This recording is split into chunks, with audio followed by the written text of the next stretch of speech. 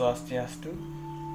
Perkenalkan, nama saya Komang Puji Asnawiarta, kelas di S213, kelas percepatan semester 1, NIM 210030222. Mata kuliah Pendidikan Agama Hindu. Di sini saya akan menjelaskan terkait materi yang saya bawakan adalah catur paramita. Di dalam catur paramita merupakan salah satu dari landasan atau pedoman untuk melaksanakan ajaran susila dalam ajaran agama Hindu. Di dalam diri manusia terdapat sifat-sifat ketuhanan atau disebut dengan paramita. Paramita yaitu di dalam batinnya merupakan sumber segala perbuatan baik atau kusala kama yang tercetus oleh pikiran, ucapan, dan badan.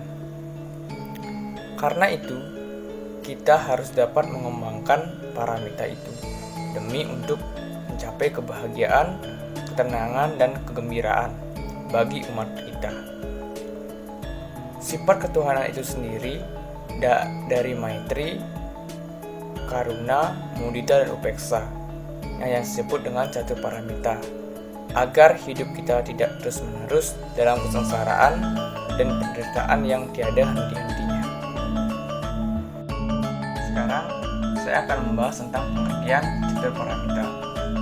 Secara etimologi, catur paramita berasal dari bahasa Sanskerta, yaitu dari dua kata, yakni catur yang artinya 4 dan paramita yang berarti sifat dan sikap utama. Jadi demikian yang saya dapat simpulkan bahwa catur paramita dapat diartikan sebagai 4 macam sifat dan sikap utama yang patut dijadikan landasan bersusila dalam kehidupan sehari-hari. Catur paramita sendiri juga bisa diartikan sebagai salah satu dari landasan atau pedoman untuk melaksanakan ajaran susila dalam agama Hindu.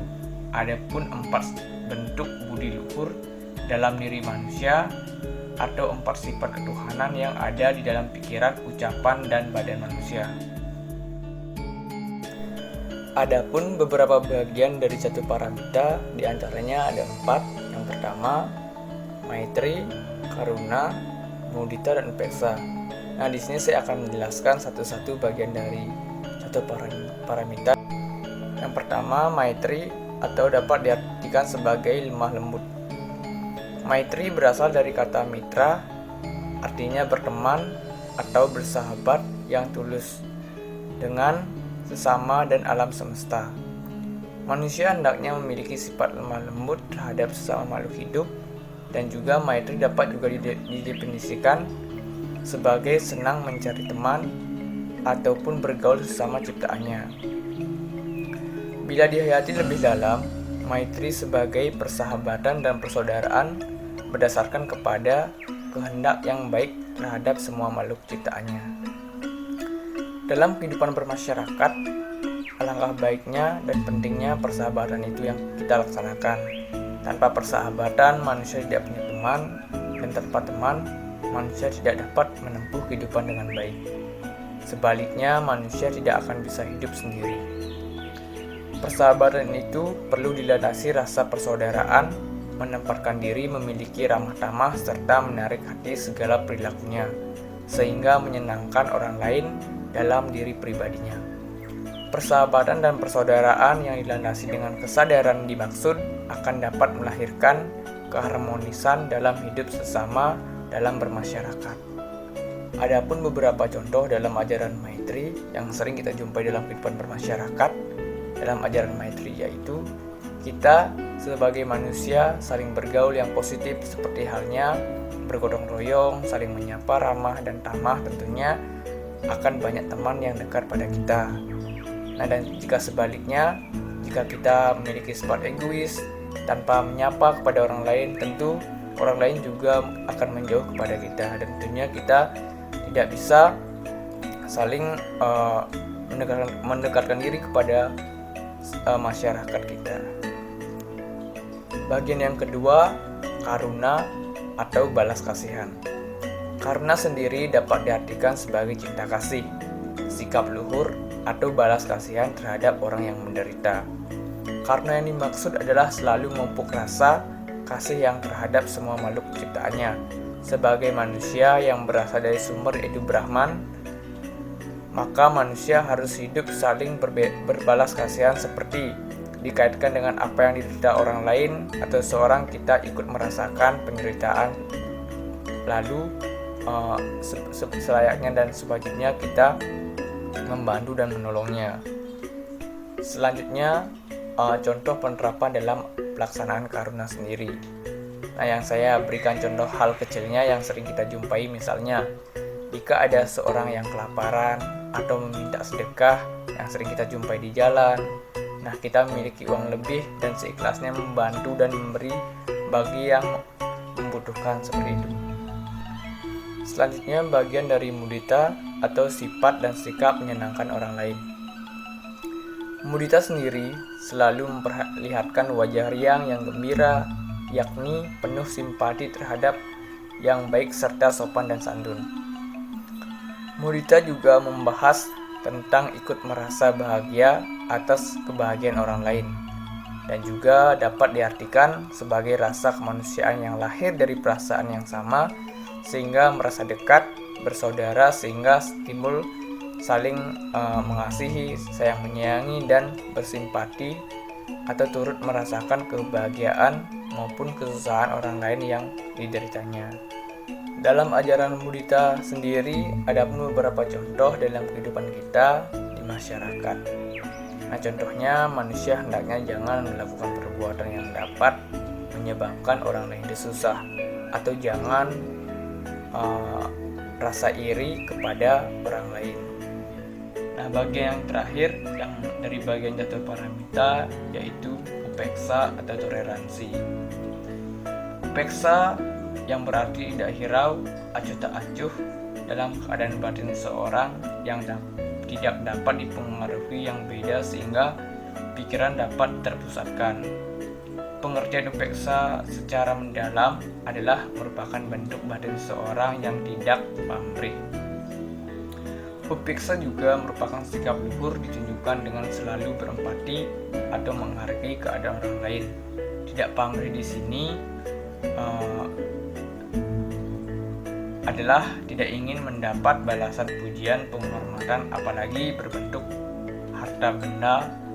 Nah, atau dikaitkan dengan ajaran yakni adalah korban suci yang tulus ikhlas dan tanpa pamrih. Nah, disinilah peran dari bagian dari upeksa atau toleransi. Nah, contohnya dalam pelaksanaan upeksa sendiri yang saya berikan adalah contohnya manusia hendaknya pantang menghina orang lain, memandang rendah orang lain, memindas orang lain, atau selalu dapat berusaha mengendalikan dorongan hawa nafsu jahat. Itulah bagian-bagian dan contoh yang saya berikan dalam materi catur paramita. Selanjutnya, saya akan menjelaskan tentang manfaat dari bagian-bagian catur paramita sendiri.